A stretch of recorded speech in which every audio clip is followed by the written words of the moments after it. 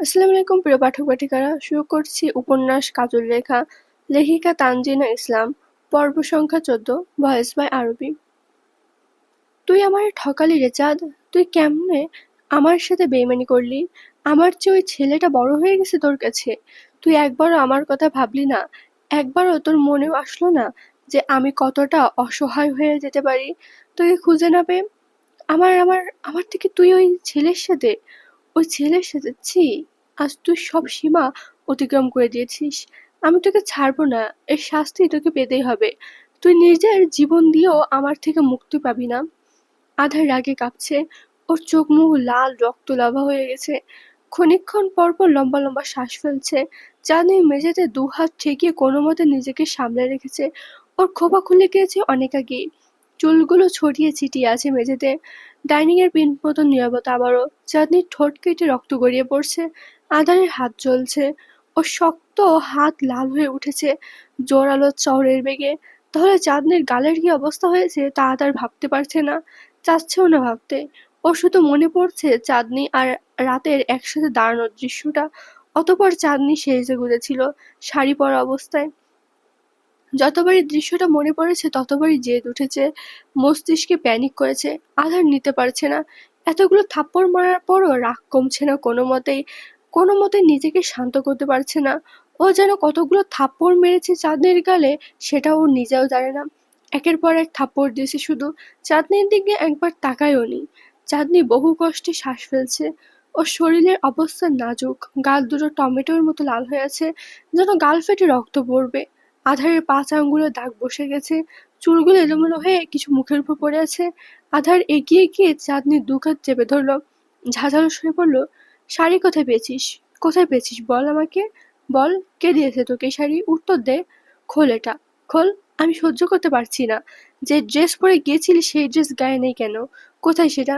চুপ করে থাকিস না, উত্তর দে। কি করে এসেছিস তুই? বল আমাকে।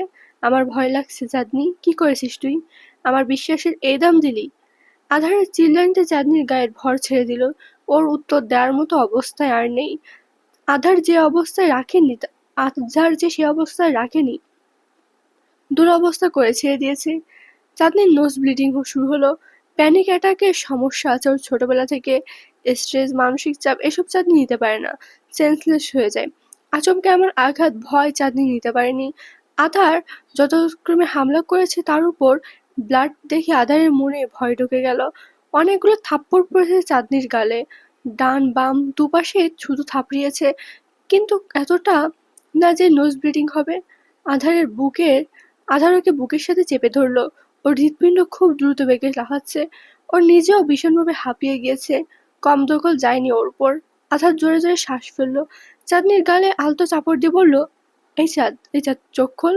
আমার প্রশ্ন এখনো শেষ হয়নি, উত্তর দে, নয়তো আমার ছটফটানির শেষ হবে না। চাঁদনির পক্ষে আর কোনো উত্তর দেওয়া সম্ভব না। আঁধারের চোখ বেয়ে এক ফোঁটা জল গড়িয়ে পড়ল ওর মুখের উপর। আঁধার হাতের উল্টো পিঠ দিয়ে চোখ মুছল, পাজা কলা তুলে করল ওকে। চাঁদনির নিস্তেজ মুখটা ওর বুকের সাথে লেগে আছে, রক্তে লেগেছে ওর শার্টে। আঁধার অসহায় ঢোকিল। এভাবে মারতে চায়নি যে মেয়েটাকে। ওর চাচা কোনোদিন একটা ফুলের টোকাও দেয়নি মেয়েটার গায়ে, সবসময় বুকের সাথে আগলে রেখে বড় করেছে। কিন্তু আঁধারের এমন রাগ লাগছিল, নিজেকে সামলাতে পারছিল না। একটা বাহিরের ছেলে কেন ওদের সম্পর্কের মাঝে আসবে? কেন? কেন চাঁদনি আসতে দেবে? ওকে চাঁদনি ক্যারেক্টারলেস রেখেছিল। ও অগণিত রিলেশনের কাহিনী শুনে, অথচ ও চরিত্রহীন হয়েও কখনো ওদের সম্পর্কের মধ্যে কাউকে ঢুকতে দেয়নি। সাবিহা ওকেও সাবধান করেছে সবসময়। চাঁদনি সেটা কেন করবে না?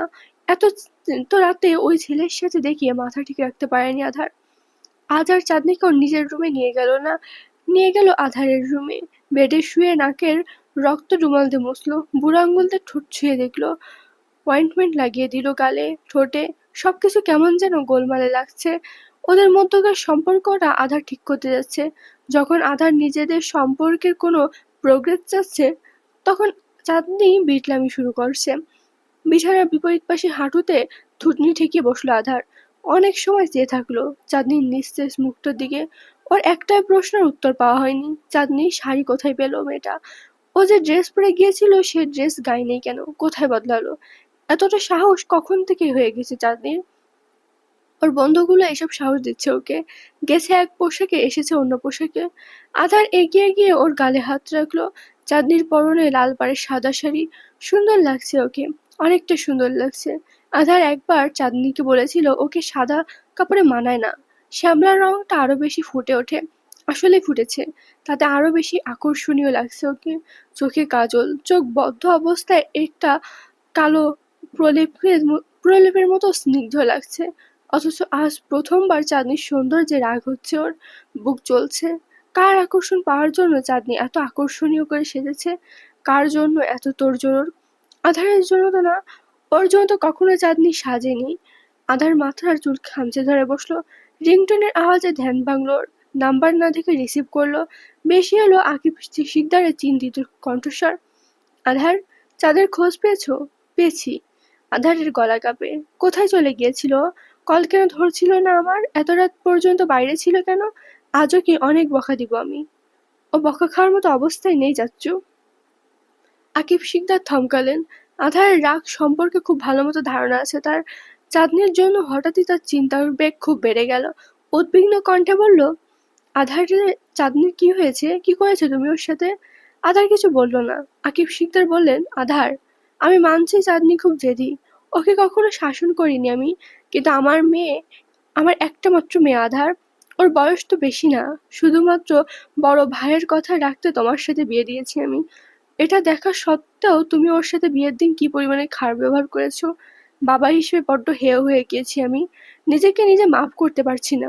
ওর জন্য ভীষণ মন পড়তেছে আমার। আমি শান্ত থাকতে পারছি না। আমার কিরকম যে লাগছে কদিন ধরে। আমি বুঝতে পারছি তুমি ওকে সামলাতে পারছো না বা চাইছো না। আমি আজকে রওনা দিচ্ছি ঢাকার পথে। আমার খুব চিন্তা হচ্ছে, বিশ্বাস করো। আমি ওকে নিয়ে আসবো। পরে যাওয়ার হবে। ও আরেকটু বড় হোক। যখন থেকে ও নিজের ভালো মন্দ বুঝতে পারবে, তখনই আমি নিশ্চিত হতে পারবো। আধার খুব শান্ত গলায় বলল, না, এসো না। তোমার চেয়েও আমি বেশি ভালোভাবে সামলাতে পারবো ওকে। বাচ্চাদের আদরের পাশাপাশি শাসনও করতে হয়। তুমি করোনি, ইটস ইয়োর ফল্ট। বাট তুমি ওকে নিতে পারবে না। আমি ওকে যেতে দেবো না। কিন্তু চাঁদনি, চাঁদনি ঠিক আছে, কিছু হয়নি ওর। আচ্ছা, একবার কথা বলতে দাও আমার সাথে। কোথায় ছিল এতক্ষণ? কেন আমার কল রিসিভ করছিল না?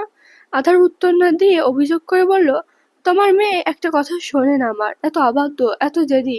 ওকে বলবা আমার কথা যাতে একটু শোনে। এই ইট পাথরের শহরটা বড্ড খারাপ। তোমার মেয়ে সরলতা আরো নষ্ট করে দেবে। আমি বলবো, ওর সাথে একবার কথা বলতে দাও। ঘুমাচ্ছে ও এই অসময়ে? হুম, কালকে কল দিব। চিন্তা করো না, everything is okay. Aadhaar call কেটে দিল। Everything is not okay. কিচ্ছু ঠিক নেই। ভেতরে ভেতরে কি চলছে তা শুধু ওই জানে। ওর মন কুড়াচ্ছে। মনে হচ্ছে চাঁদনির হয়তো জ্বর উঠবে। আধার অপেক্ষা করলে চাঁদনির জ্ঞান ফেরার। চাঁদনি খুব ভয় পেয়েছে, প্যানিক করেছে। ছোটবেলায় একবার এমন করেছিল ওর সাথে। আধারের ইম্পর্টেন্স একটা প্র্যাকটিক্যাল খাতা উল্টাপাল্টা এঁকেছিল চাঁদনি। তখন নিতান্তই চাঁদনির বয়স ৮। আধার ওকে ধাক্কা দিয়েছিল। নিচে পড়ে কোমরে ব্যথা পেয়েছিল চাঁদনি। হাত কেটে রক্ত ঝরছিল। ১০৪ ডিগ্রি জ্বর উঠেছিল সেদিন রাতে ওর। আধার খুব বকা খেয়েছিল ওর বাবার কাছে। কিন্তু আধারের রাগ হয়নি সেদিন। হয়েছিল অপরাধবোধ। ওর দাদি আর মেজো মাও বাঁচিয়েছিল ওকে। সাইড নিয়ে বলেছিল চাঁদনি ওর ইম্পর্টেন্স খাতায় হাত দিবে কেন। এরকম দস্যি মেয়ের এমন শাস্তি হওয়া উচিত। আধার সেদিন বুঝেছিল বাড়িতে চাঁদনির মূল্যটা কতটা, যার পুরোটাই শূন্য। বাড়ির কেউই তেমন ওকে কদর করে না। আকিব শিকদার সেদিন ব্যবসায়িক কাজে বাহিরে ছিল। চাঁদনির খেয়ালও রাখিনি কেউ। ও জ্বরে কাতরেছিল। কেউ ওকে দেখতেও যায়নি। আধারের মা শুধু খাবার খাইয়ে ওষুধ খাইয়ে দিয়েছিল। এতটুকুই তার দায়িত্ব ছিল। এরপর তিনিও নিজের সাংসারিক কাজে চাঁদনির তেমন একটা খেয়াল রাখতে পারেনি। আধার সে রাতে পুরো রাত চাঁদনির পাশে বসেছিল। হয়তো অপরাধবোধে বা কিছুটা মায়ায়। আধার ওর মাথায় জলপট্টি দিয়েছিল, ওর হাত ধরে জানিয়েছিল, এই বাড়ি তোর বাবা ছাড়া আরেকটা মানুষ ওকে নিয়ে চিন্তা করার মতো আছে। ও শুধু চাঁদনিকে একটু সাহারা দিতে চেয়েছিল। চাঁদনি ছোটবেলা থেকেই ভীষণ উইক। কিছু হলেই অসুস্থ হয়ে পড়ে। নাজুক অবস্থা হয়ে যায়। পরের দিন যখন আকিব শিকদার ঘরে ফিরলেন, চাঁদনিকে হসপিটালে ভর্তি করানো হলো। কারণ বাড়িতে এমন কেউ ছিল না যে চাঁদনির দেখাশোনা করবে। উনি আধারকে কিছুই বলেননি, কিন্তু মনে মনে বড্ড কষ্ট পেয়েছিলেন। আধার সেই সময় এত ভয় পেয়েছিল, এরপর থেকে আধার চাঁদনিকে আর কখনো মারেনি, কিছু বলেও নি, উল্টাপাল্টা কিছু বলেনি। বাট চাঁদনি প্রচুর কথা শুনতো ওর মেজমা আর দাদির থেকে। আধারের চিন্তা ভাবনাগুলো খুবই নেগেটিভ, পজিটিভ চিন্তাও করতে পারে না বললেই চলে। তিল থেকে তাল বানিয়ে সেটা নিয়ে রিয়াক্ট করে ফেলে। তারপর ওর হুটহাট রাগ, নিজের রাগের উপর মাঝে মাঝে নিজেই বিরক্ত হয়ে পড়ে। কেউ ওর কথা না শুনলেও রেগে যায়, কাউকে কিছু বোঝাতে না পারলেও রেগে যায়। কষ্ট পেলে মানুষ কাঁদে, কিন্তু আধারের রাগ উঠে। মানুষের টাকার গরম, বাড়ির গরম, গাড়ির গরম, আইফোনের গরম আছে, কিন্তু আধারের আছে শুধু মাথা গরম। এই হিট খাওয়া মাথা নিয়ে বড্ড সমস্যায় আছে আধার। কোন দিনে রাগের চোটে মাথাটা কেটে ফেলবে ওর নিজেও জানে না। আধারের ভয় সত্যি করে দিয়ে চাঁদনির ধুম জ্বর উঠল। জ্বরের মাত্রা এতটাই ছিল যে আধার ওর হাত ধরে ভেতরের উষ্ণতা অনুভব করতে পারছিল। আধার ভীষণ চিন্তিত হয়ে পড়ল। রাত বাজে 11টা। এখনো চাঁদনিকে নিয়ে হসপিটালে যাবে কি করে? আধার উপর থেকে নিজেকে স্ট্রং দেখালেও ভেতরে ভেতরে বড্ড ভীতু। এই শহরে চাঁদনির মতো ওর নিজেরা কেউ নেই। ওর বন্ধুরা এখন যে যার কাজে ব্যস্ত। ব্যস্ত না হলেও চাঁদনির জন্য কারোর সাহায্য এমনিতেই নিত না। ওর চাচাকে বড় মুখ করে বলেছে আধার চাঁদনির সব দায়িত্ব নেবে, সামলাতে পারবে ওকে। কথা রাখতে না পারলে কেমন হয়? আধার এর একজন ডক্টর ফ্রেন্ড আছে, নাম ফারহান। সে একজন মেডিকেল স্টুডেন্ট। আধার তাকে কল করলো, সে জানালো তার আসতে একটু সময় লাগবে, কিন্তু সে অবশ্যই আসবে। আধার অপেক্ষা করে। চাঁদনির শাড়িটা বড্ড ফুটছে ওর চোখে। মেয়েটাকে জাগাতে হবে, অ্যাটলিস্ট শাড়িটা তো বদলাতে হবে ওকে। যতই ওর ফ্রেন্ড ট্রিটমেন্ট করতে আসুক, তবুও চাঁদনিকে শাড়ি পরা অবস্থায় একটা ছেলের সামনে ছেড়ে দিতে পারছে না ও। আধার ডাকলো চাঁদনিকে, মেয়েটার সেন্স নেই, পুরো শরীর অসাড় হয়ে গেছে। আধার ভাবলো নিজেই ওর শাড়ি বদলে দেবে, আবার দুপাশে মাথা নাড়িয়ে নানা করলো, ওর বিবেক ওকে বাধা দিচ্ছে।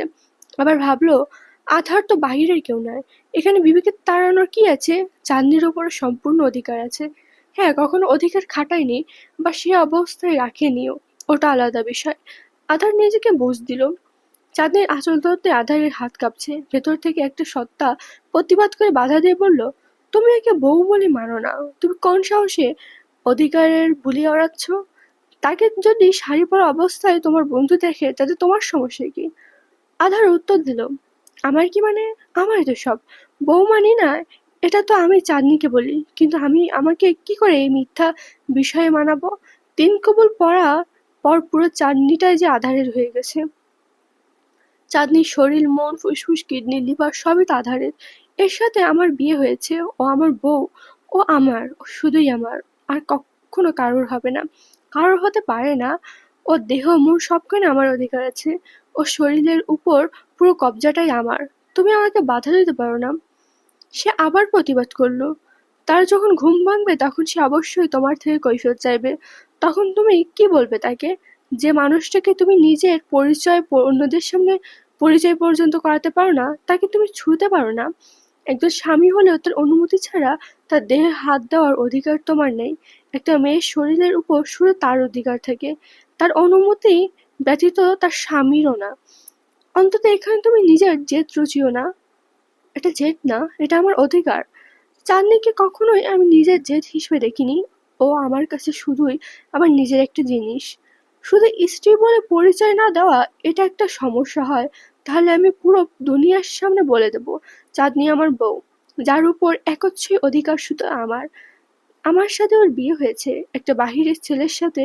ও যখন ক্যাফেটেরিয়ায় বসতে পারে না, একটা বেগানা পুরুষের সাথে শাড়ি পরা অবস্থায় রাস্তার পাশাপাশি দাঁড়াতে পারে না, কেউ চাইলেই ওকে আমার থেকে কেড়ে নিতে পারে না। ও আমার, শুধুই আমার। ওর দেহ মন সবকিছুতেই শুধু আমার অধিকার। আমি সেটা সবাইকে জানিয়ে দেব। আমি ওর শাড়ি জ্বালিয়ে দেব। কিন্তু ওর গায়ে থাকা অবস্থায় তো সেটা সম্ভব না, তাই না? তাহলে সেটা কেন অপরাধ হবে? ভেতর থেকে আর কোনো উত্তর এলো না। আধার নিজের সাথে নিজের দ্বন্দ্বে হাঁপিয়ে গেল। ও বলল, তুমি কিছু বলো আমাকে। আমার কি করা উচিত? চাঁদনি কি খুব বেশি খারাপ লাগবে? উত্তর আসে না। আধার চাঁদনির রুমে গিয়ে ওর ড্রেস নিয়ে এলো, শাড়ি বদলে কাপড় পরিয়ে দিল ওকে, গলা পর্যন্ত ব্ল্যাঙ্কেট টেনে দিয়ে এসি ছেড়ে দিল। চাঁদনির কপালে ছোট চাঁদনির কপালে ঠোঁট ছুঁয়ে বিড়বিড় করে আওড়ালো, সরি, বাট এটা দরকার ছিল। শাড়িটা আমি সহ্য করতে পারছিলাম না। তুই রাগ করলেও আমার কিছু করার নেই, আমি কিচ্ছুই দেখিনি। আধার আগুন ধরিয়ে দিল চাঁদনির শাড়িতে। শাড়িটা যখন দাউ দাউ করে জ্বলতে পুড়ে আগুনে ছাই হয়ে গেল, তখন আধারের ভেতরে আগুন নিভল। কলেজে পানি এলো ওর। ডক্টর ফারহান যখন এলো তখন রাত প্রায় 12টা। সে অনেক দূর থেকে শুধু আধারের কলে এসেছে। আধারের সাথে এক জায়গায় না পড়লেও খুব ক্লোজ ফ্রেন্ড। চাঁদনিকে দেখে অবাক হলো সে ভীষণ। আধারের সাথে একা ফ্ল্যাটে একটা মেয়ে থাকে। সে ভেবেছিল আধারের হয়তো কিছু হয়েছে, তাই জরুরি তলব করেছে, কিন্তু একটা মেয়ে আশা করেনি। কিউরিসিটি রাখতে না পেরে বলল, কেউ কে হতে পারে? তোর বেটার হাফ? হাফ না, পুরোটাই আমার। আধার হাফ করে কিছু নেয় না। হাসলো সে, অভিযোগ করে বলল, বিয়ের দাওয়াত দিলি না যে? হুট করে হয়ে গেছে, কেউই দাওয়াত পায়নি। তাহলে রোমিও শেষমেশে বাধা পড়লি? ক্লাসের একটা সুন্দরী মেয়েকেও তো মুরগি বানাতে বাকি রাখিসনি। ভাবি খুব সুন্দরী। কটাক্ষ করছিস? সত্যি সুন্দরী। তোর যে মাইন্ড দেখেছি আমি, বাপরে! কিভাবে আমারে চাশমিশ বলে খেপাতি চোখে কম দেখতাম, সেটাও আমার দোষ ছিল? না তো। এ পিচ্চিটাকে বিয়ে করলি কেন? দেশে আর মেয়ে ছিল না? চাচাতো বোন হয়। বাড়ি থেকে ধরে বেঁধে জুটিয়ে দিয়েছে। ভালোই, বাট শি ইজ কিউট। এত প্রশংসা করতে বলিনি বাপ। চেক আপ করতে গিয়ে চাঁদনির গালের দাগগুলো চোখে পড়লো ফারহানের। আধারের দিকে তাকিয়ে জিজ্ঞাসা করলো, এভাবে দাগ হয়েছে কি করে? তুই মেরেছিস মেয়েটাকে? আমারে পছন্দ করে না, ইগো হার্ট করে কথা বলে। ইগো নিয়ে তুই করবি কি? দেখেছিস কি করেছিস? অবশ্যই। তুই একটু বদলাবি না ভাই। একটা মানুষ কতটা নিষ্ঠুর হয়। মেয়েটাকে কিভাবে মেরেছিস? কাহিনী না জানে প্যাক প্যাক করিস না তো। যেটার জন্য ডেকেছি সেটা কর। সেন্সলেস হয়ে গেছে, সেন্স কিভাবে ফিরে পাবো বল? তোর সাথে থেকে যে এভাবে অক্ষত আছে সেটাই রক্ষে। কত বড় শয়তান তুই! তুই ওর বন্ধু না হলে তোকে এক্ষুনি নারী নির্যাতনের কেস করে একটা ডায়েরি লিখতাম আমি। নারীবাদীদের মতো কথা বলিস না তো ভাই। ওরা কিভাবে সুস্থ করব সেটা বলে বিদায় হতো এখান থেকে।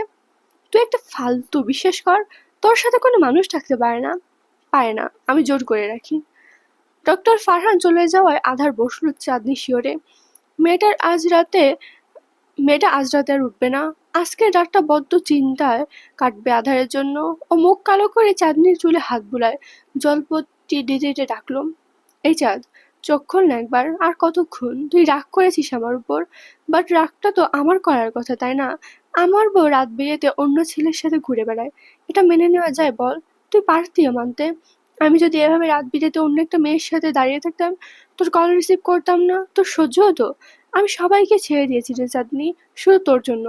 আমি তো এখন আমার ইম্পর্টেন্স ক্লাস ছাড়া তেমন একটা বাহিরেও যাই না, বাড়িতে বেশি থাকি। তুই আমার জন্য তোর একটা দিন স্যাক্রিফাইস করতে পারলি না? জানিস আমার কেমন অবস্থা হয়েছিল?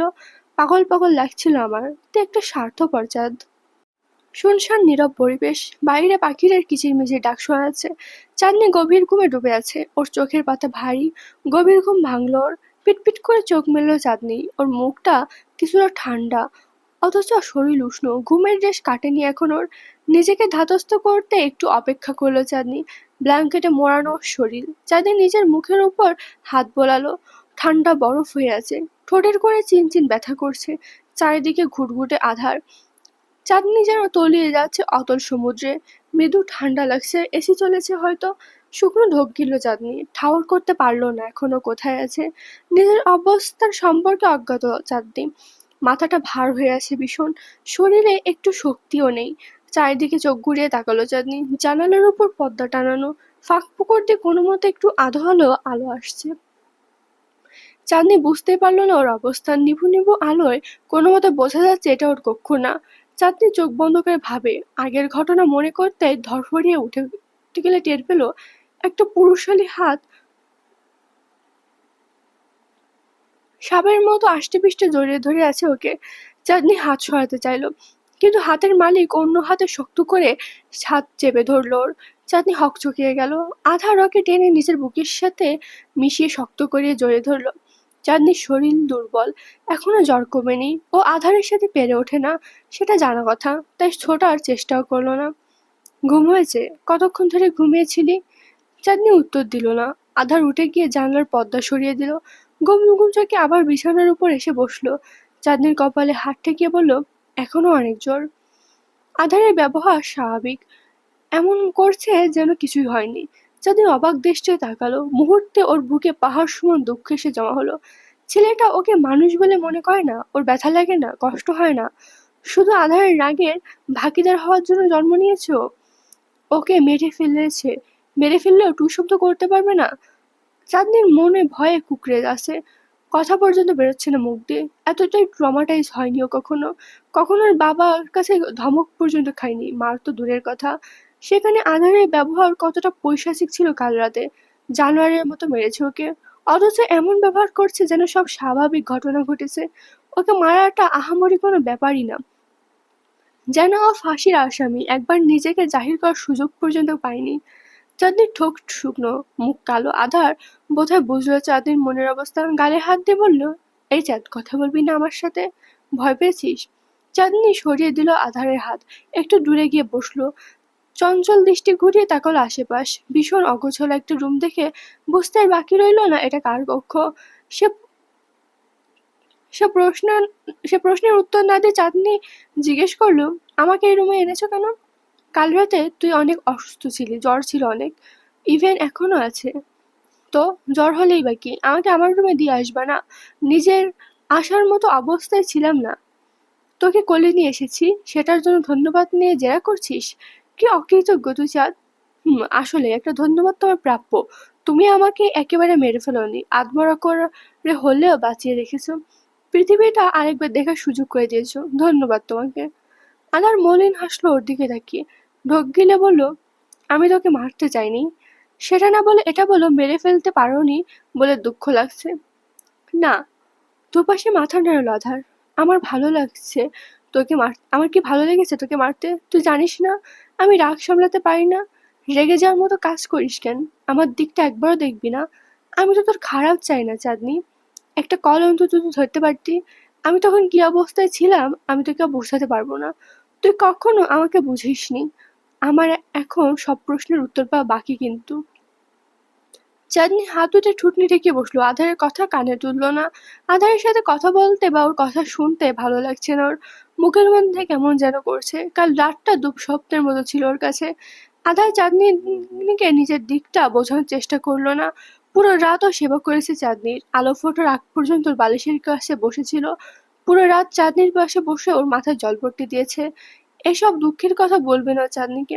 ও কখনো চাঁদনির সামনে ভালো সাজার চেষ্টা করেনি, চাঁদনির সামনে জেন্টলম্যান হয়নি, ও কখনো ওর ভালোবাসা দেখায়নি। ও সারা জীবন চাঁদনির কাছে খারাপ ছিল, প্রচন্ড খারাপ ব্যবহার নিয়ে গেছে চাঁদনির কাছে। চাঁদনি ওকে কোনোদিন মাফ করতে পারবে না, না করুক। আধারও ওর মাফ চায় না, ভালোবাসাও চায় না।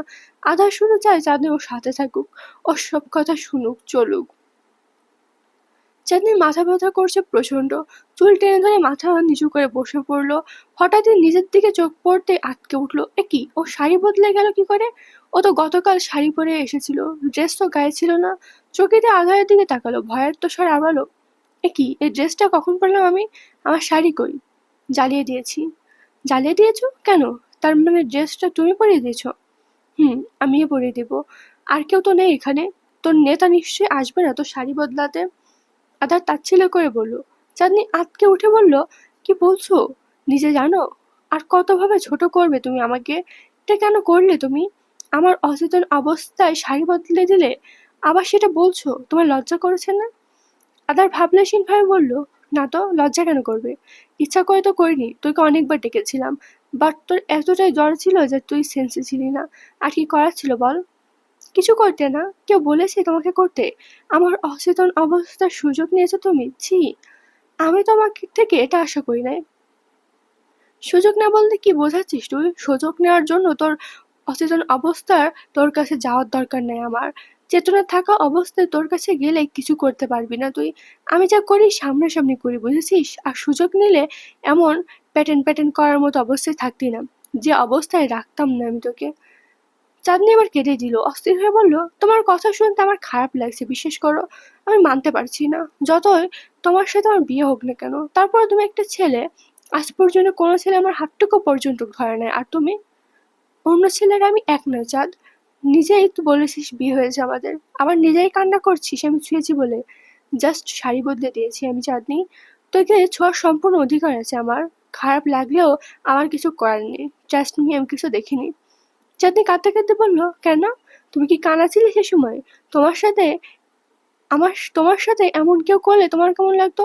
কেউ যদি অনুমতি ছাড়া তোমার শরীরে হাত দিত তখন বুঝতে কেমন লাগে? আমার সাথে এমন করলে আমার বেশ ভালোই লাগতো, খুশি হতাম, বাট অবশ্যই মেয়ে হলে তোর মতো এভাবে ভ্যাবা করে কাঁদতাম না। আসলে তুমি আমাকে মানুষ বলে মনে করো না, আমার জন্য তোমার মনে এক আনাও সম্মান নাই, তাই আমার ইজ্জতে পরোয়া করলে না তুমি। চাঁদনি ইয়ার, একটা সিম্পল বিষয় নিয়ে এভাবে রিয়াক্ট করছিস কেন তুই? চাঁদনি ঘৃণিত দৃষ্টিতে তাকালো আধারের দিকে। আধারের চোখে মুখে বিন্দুমাত্র অনুশোচনা নেই। ওর মনে হচ্ছে এটা স্বাভাবিক ব্যাপার, একজন স্বামী তার স্ত্রীর শাড়ি বদলে দিতেই পারে, এখানে তো অপরাধের কিছু নেই। কিন্তু চাঁদনি মানতে পারছে না। আধার ওকে মানেই না ওর বউ হিসেবে, আবার কালকে গায়েও হাত তুলেছে। এসব না হলেও চাঁদনির মাইন্ডসেট আপ হয়নি এখনো স্বামী সংসার নিয়ে। তবুও ও আধারের সাথে তর্ক করতে পারবে না। আধারের চোপাক খুব জোরালো, প্রতিটা কথায় দম্ভ অহংকার মোড়ানো। আজ পর্যন্ত কেউ ওর সাথে তর্কে জিততে পারেনি, আধার জিততে দেয়নি। ওর কাছে ওই সবসময় সঠিক, পারফেক্ট, বাকি দুনিয়া পুরো ভুল। আজকের পর্ব এই পর্যন্তই। কেমন হয়েছে অবশ্যই জানাবেন, পরবর্তী পর্ব আসবে খুব দ্রুত। ধন্যবাদ।